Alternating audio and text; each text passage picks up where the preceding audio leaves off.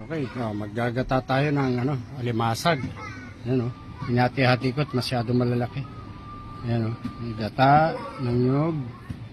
Yan ang unang gata. Ito yung pangalawang gata. Ayan.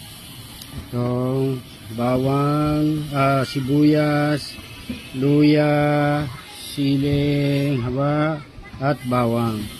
Kalabasa, sitaw. Siyempre, malunggay. Okay, bisa natin sibuyas, bawang. Yan.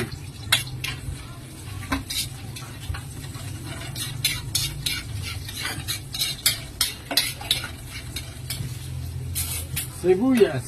Yan.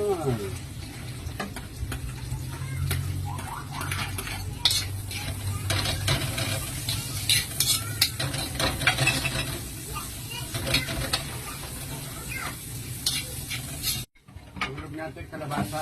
Ito, medyo matigas to. Ayan,